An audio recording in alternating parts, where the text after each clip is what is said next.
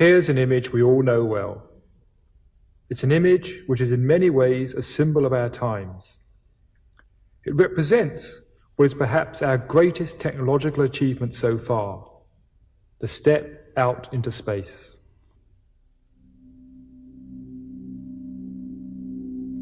But the picture of our planet also has a far deeper significance.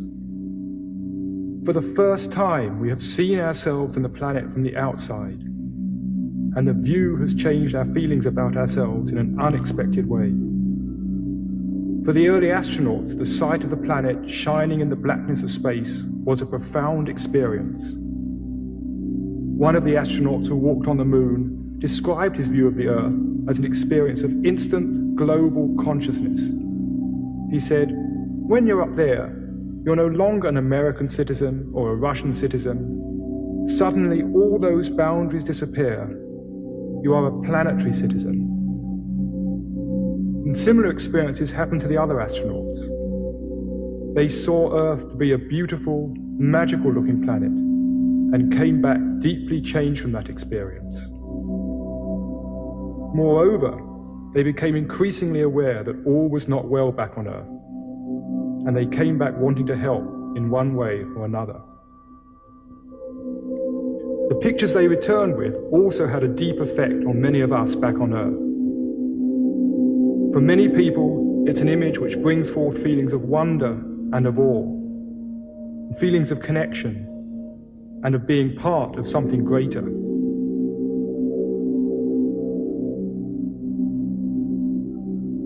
In some respects, the picture of our planet is a spiritual symbol of our times. Now, that may initially sound strange. What is spiritual about it? But if you think for a moment, most spiritual symbols are, in one way or another, symbols of wholeness, of oneness, of some underlying unity. And a sense of oneness and unity is exactly what is reflected in this picture of the planet. It symbolizes the growing awareness that we are one humanity living on one planet and with one common destiny. This is why the picture of the planet is so powerful, and why it has become such an important symbol for all of those who are concerned about the fate of humanity and creating a better world. And there was another awesome realization which struck some of the early astronauts. Looking back at the Earth, it seemed that maybe the whole planet is a single living organism. Until we took the step out into space, we had only seen the planet from close up. Even when you're 10 miles up in a plane, you're still only seeing a very tiny part of it. In some respects, we could compare ourselves to fleas living on an elephant. Now, being scientific fleas, they have studied the skin, measured how deep it is, looked for the sweaty bits, found the hairy bits, and generally mapped out the elephant. Then, one day, one of these fleas takes a huge leap off, 50 feet away, and looking back at the elephant wonders, could this elephant actually be a living organism in its own right? We have been taking a similar huge leap back. From 100 miles to 1,000 miles, till eventually we see the planet as a single entity. And the question comes, could planet Earth be a single living organism? Now, this is not such a wild dream as you might suppose. A number of scientists are now beginning to take the idea quite seriously. Researchers in both England and America have been looking at some of the long-term changes which have happened to the planet. When, for example, you look at how the temperature of the planet has varied over the whole of its history, you find that it started off very hot, but then cooled rapidly until it reached the crucial range in which life could evolve. From then on, it seems to have remained steady. Now that's strange, because theoretically, it should sooner or later have started rising again. becoming far too hot for life to continue. But it didn't. It stayed constant. What seems to have happened is that the living organisms of the time released the right amounts of the right gases to keep the temperature of the atmosphere constant, at just the right level for life to continue evolving. Now that may sound an amazing coincidence, but it's no more amazing than the fact that our own bodies sweat when we are hot and shiver when we're cold, maintaining ourselves at a constant temperature. The salt content of the sea also shows an interesting degree of self-regulation. Salt is continually washed off the land into the sea, and at such a rate that it would take only 80 million years for the oceans to reach their present concentration. So theoretically, the oceans should by now become one huge dead sea. But they haven't. In fact, the salt content has remained remarkably steady. Somehow, small organisms in the sea have absorbed just the right amount of salt to keep it constant. These are just two of many examples which have led scientists to propose that all the living organisms on the planet together function as one huge self-regulating system, a theory known as the Gaia hypothesis, spelled G-A-I-A, after this lady, who is the Greek Earth Mother goddess, Gaia.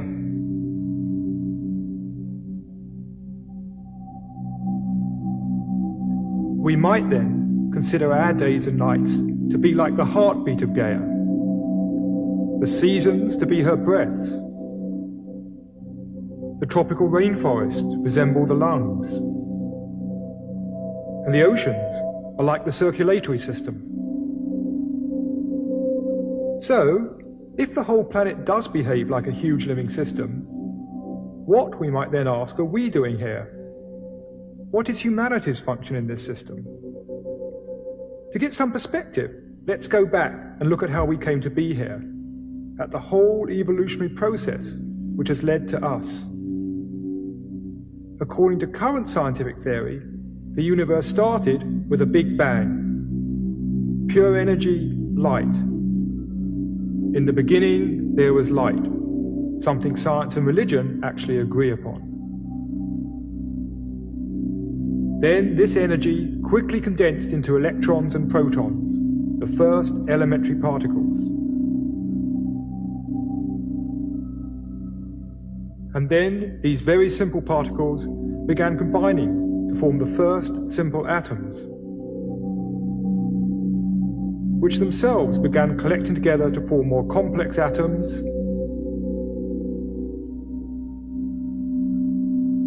and more complex atoms, until the whole of chemistry had evolved. Next, these different atoms came together to form molecules, like this amino acid, one of the basic building blocks of life. These, over time, began stringing themselves together to form much more complex molecules, like DNA, containing millions of atoms. These molecules then grouped themselves to form the first simple living organisms, bacteria and algae.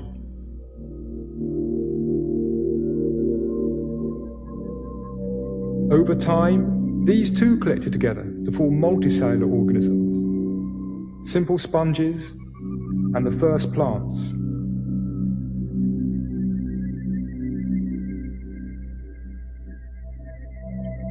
This process of progressive complexification and organization continued, leading eventually to the first fish. Now, fish represent a very significant stage in evolution.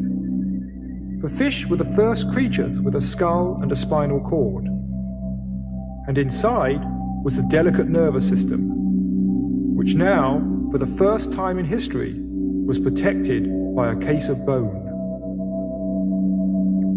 And from then on, the main thrust of evolution has been in the development of the nervous system.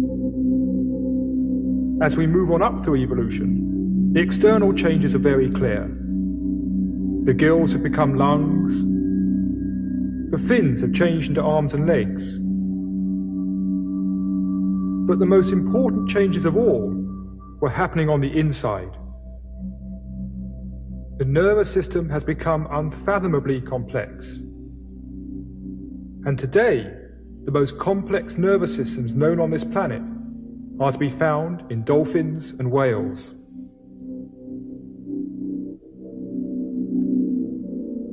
The fact that they have more complex brains than our own suggests that they might be more intelligent than us. Though what they do with that increased capacity, we do not as yet really know. Leaving them aside for now, let us consider the second most complex nervous system on this planet, the human nervous system. One of the unique attributes of the human mind is our ability to study the world around and understand it.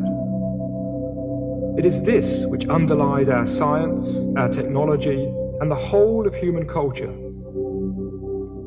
We are, as we have seen, the product of this long evolutionary journey, through the evolution of matter and the stars, through the evolution of life and simple organisms, to the stage where now, with us, evolution has reached the crucial stage of complexity whereby it can look back on the universe. Whether we are studying a stone, a leaf, or looking out into the heavens, we are the universe's way of beginning to explore itself. We are a star's way of exploring the stars. And the same could be said about inner reflections. When we turn our attention inwards and begin to explore our own minds and discover deeper levels within ourselves, we are the universe beginning to investigate its inner dimensions.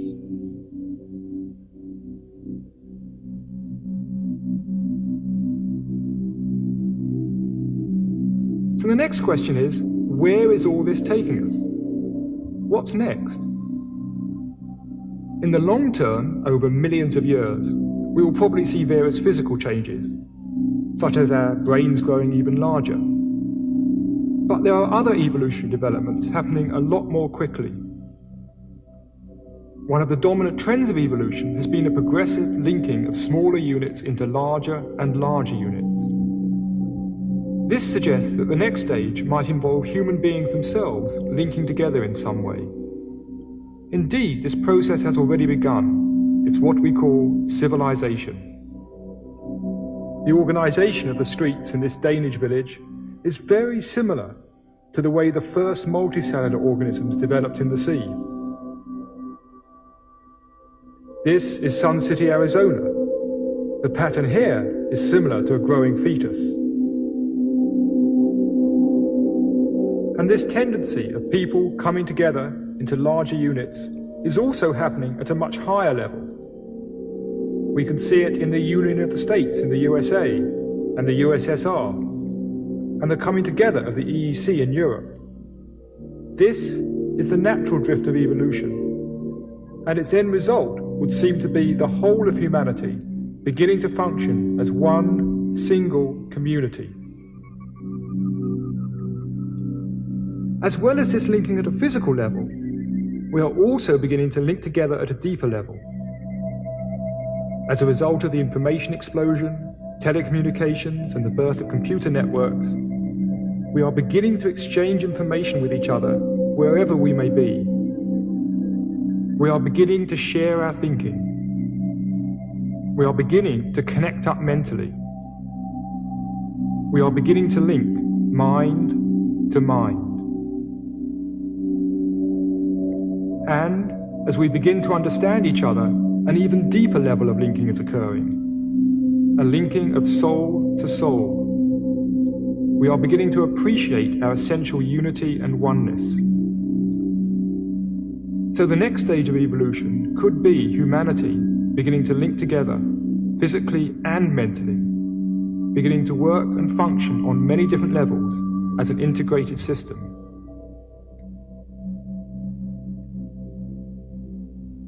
Now, there are some interesting parallels between this integration of humanity and the integration which occurred at earlier stages of evolution. If we go back and consider the emergence of life from matter, we find that the simplest bacteria contain several billion atoms. The figure shown here of 10 billion is only a very approximate figure. Whether it's 2 billion, 5 billion or 20 billion doesn't really matter. But it seems necessary to bring together approximately this number of atoms in order to create the complexity necessary for them to become a living system. Similarly, if we look at the next leap in evolution, the evolution of intelligent consciousness, we find it again takes several billion nerve cells linked together in the human brain to produce the reflective consciousness characteristic of humanity, though again the figure is not meant to be exact.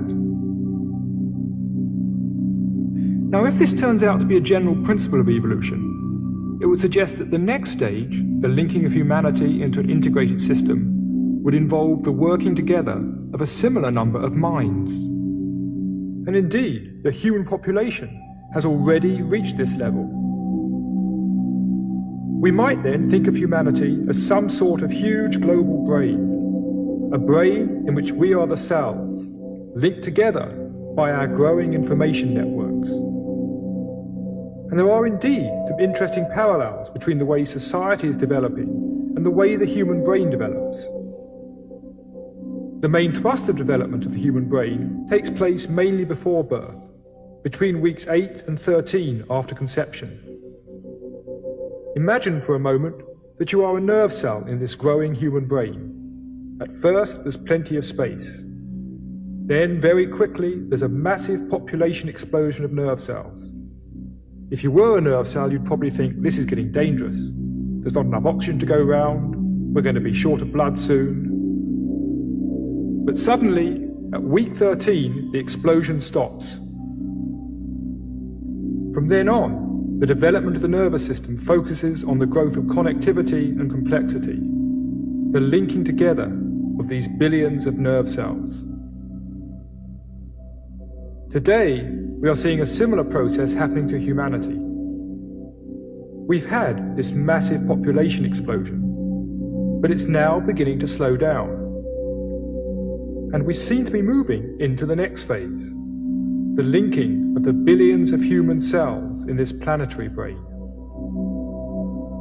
Through postal systems, telephones, computer networks and satellites, we are increasing the connectivity and linkage of the billions of minds which together constitute humanity.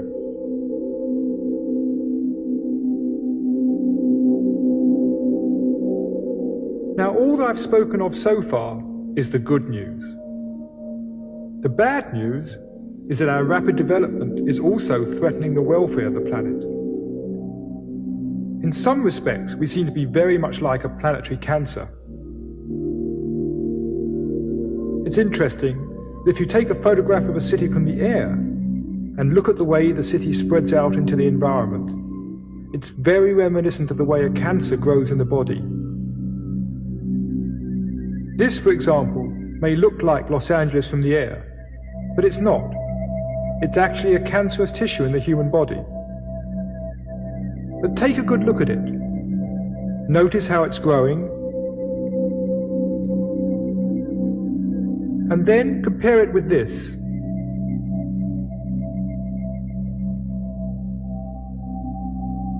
Now, the similarity is more than just in appearance. If you go back and look at what causes the cancerous tendency in the individual, and at what causes a similar tendency in society, we find that underneath are very similar principles. Let's look first at why a cell in the body becomes cancerous. In the center of each cell are the genes. They contain the information that keep you functioning as a single living organism, rather than just a bowl of biological soup. Now, if the genes in a cell are disturbed, that cell may become selfish.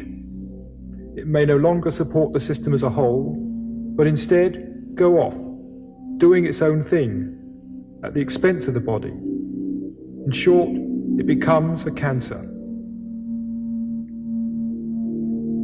Now, when we consider human beings in a community, we are looking at an organization of minds. And the parallel to the genes is to be found at the center of our consciousness. It's that deeper level of inner wisdom, that inner awareness of being much more than we normally experience, a part of something much greater. And when we lose touch with this inner wisdom, we also become like selfish selves, out of touch with the needs of society as a whole, living at the expense of each other. The philosopher Alan Watts referred to this selfish, isolated way of existence as the skin-encapsulated ego. What's inside the skin is me, what's outside the skin is not me. Biologically speaking, this is, of course, true. We are each separate biological individuals. But it is not the whole truth. We are much more than that. We are creatures with an inner life, with an existence that stretches beyond our biological identity. The reason we become stuck in this limited way of seeing ourselves is because the real self, our deepest sense of I, is actually very hard to grasp. Trying to describe that deeper sense of self is very much like trying to describe a hole in a piece of wood. If you ask people to describe a hole such as this, they may start by saying, well, it's a round hole. You say yes. They say it's a wooden hole and it's red. You say, hang on, the hole isn't wood, the hole isn't red. They say, haha, the hole is black. But no, that's the background. And suddenly they're stuck. What's the hole? How do you describe the hole itself without describing its surroundings? In a similar way, it's very difficult to grasp and define our own inner sense of self. Instead, we tend to describe ourselves in terms of what surrounds us. Our many possessions,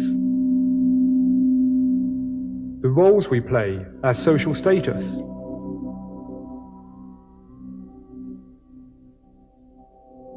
Our beliefs, both scientific and religious.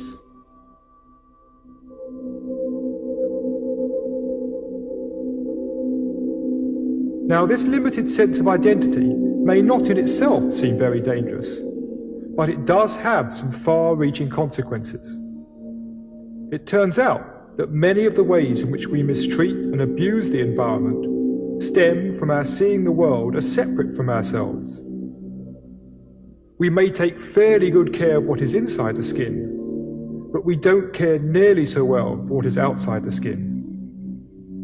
As the late Gregory Bateson said, if this, meaning this me versus the world attitude, if this is your estimate of your relationship to nature, and you have an advanced technology, your likelihood of survival will be that of a snowball in hell. You will die either of the toxic byproducts of your own hate, or simply of overpopulation and overgrazing.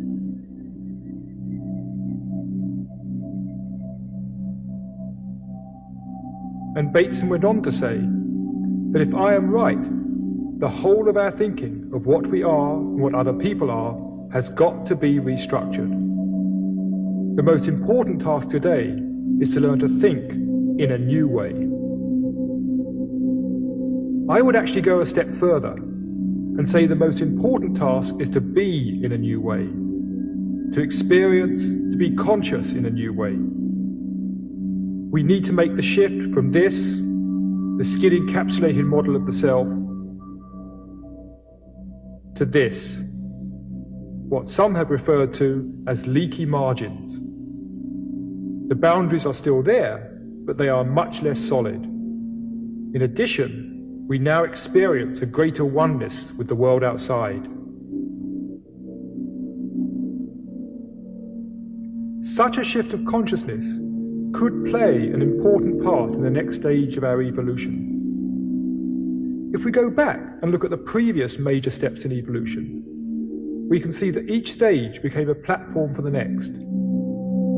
Energy led to matter, matter led to life, and now life has led to consciousness. Thus, the spearhead of evolution is now the human mind.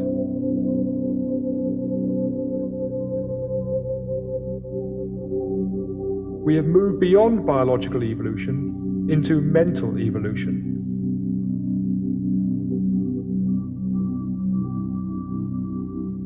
Thus it is not changes in our bodies which will now determine the future, so much as changes in our thinking, changes in our perception, changes in our attitudes. The evolutionary phase which we have now entered is the evolution of human consciousness. Inner development is now the key. In short, evolution has become internalized.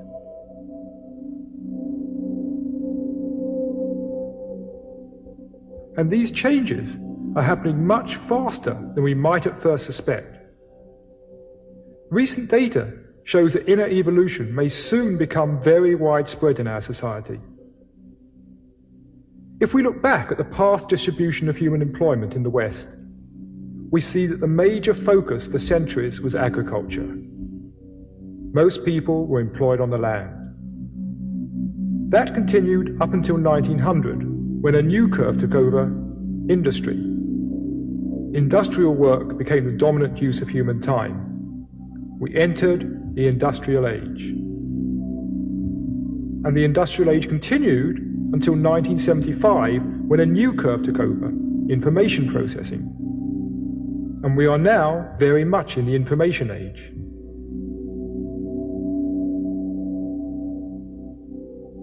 And we entered the information age much faster than anybody anticipated. Whereas it took over a century for the Industrial Revolution to have its full effect, the information revolution has had a major impact in just 25 years. So the next question is, what will follow the information age? Well, there are already signs of a new curve beginning. And although small at present, it is growing even faster than information processing. This curve represents the growing number of people involved in the exploration and development of the vast resources of the human mind itself. These are the people who are beginning to explore what may perhaps be the last great frontier: our own minds.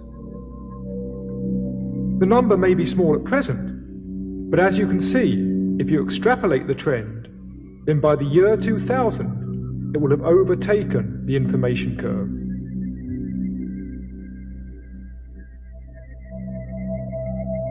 What we would then see is a very major shift in values, as more and more people discover a deeper sense of unity and purpose, and, letting go of their petty, selfish ways, beginning to function more in tune with humanity and the planet as a whole.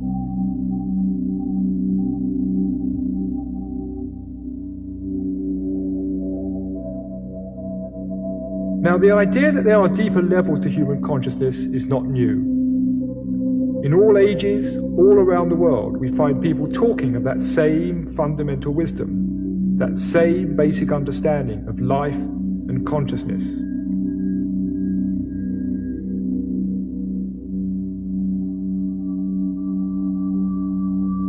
Here I've symbolized these different people at different times by different colored dots. Now, when any particular teacher died, his message was forced to spread by word of mouth or be written down on parchments, with the result that as his ideas began to spread around the world, they inevitably became distorted and absorbed by the culture of the time, with the result that very little now remains of the original wisdom. But today we are in very different circumstances. Firstly, hundreds upon thousands of people are beginning to discover the hidden potentials of the human soul.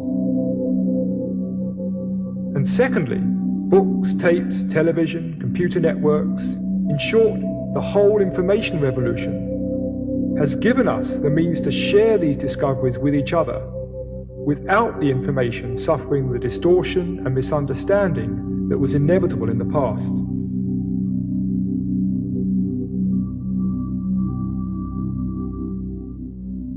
So now, as the wisdom begins to spread out across the planet, there is instead a positive feedback. The wisdom reinforces itself.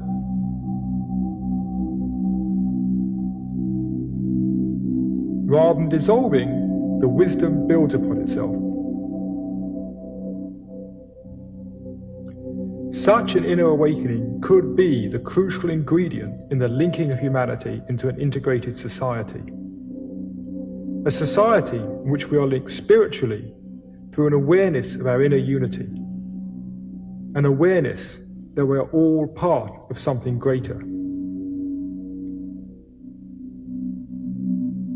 And at the same time, gaining a greater awareness of our individual potentials and uniqueness.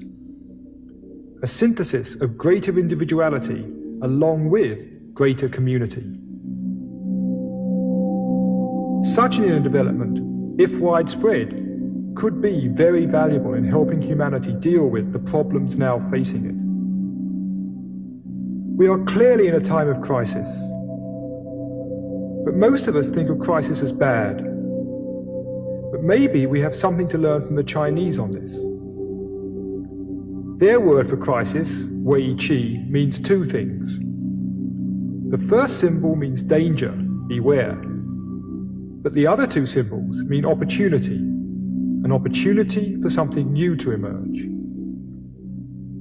If we only see crisis as danger, as a threat to our accustomed ways, then we may spend all our energy resisting it. We need also to look at the opportunities inherent in the crisis. From an evolutionary perspective, crises are a sign that something has gone wrong. The patterns of the past are no longer working. Crises are thus a challenge, the challenge to adapt. They are the challenge to let go of the old ways of thinking and move on to a new way of seeing. Thus, humanity's current crisis may not, at its root, be an economic crisis or an environmental crisis. It may well be a crisis of consciousness, a crisis in how we see ourselves and the world around. Many of us have probably experienced at one time or another those moments when we feel at one with the world, a sense of inner peace, with no need to prove who we are. The question is, can we allow these precious moments to happen more often in our lives, and in the lives of other people? In short, can we choose to explore and develop our greatest resource of all, our own minds, our inner selves? I'd like to finish with a poem from Christopher Fry's play, Asleep of Prisoners. The human heart can go the length of God. Dark and cold we may be, but this is no winter now. The frozen misery of centuries cracks, breaks, begins to move. The thunder is the thunder of the flows, the thaw, the flood, the upstart spring. Thank God our time is now, when wrong comes up to meet us everywhere, never to leave us till we take the greatest stride of soul man ever took. Affairs are now soul-size. The enterprise is exploration into God. But where are you making for? It takes so many thousand years to wake. But will you wake? For pity's sake.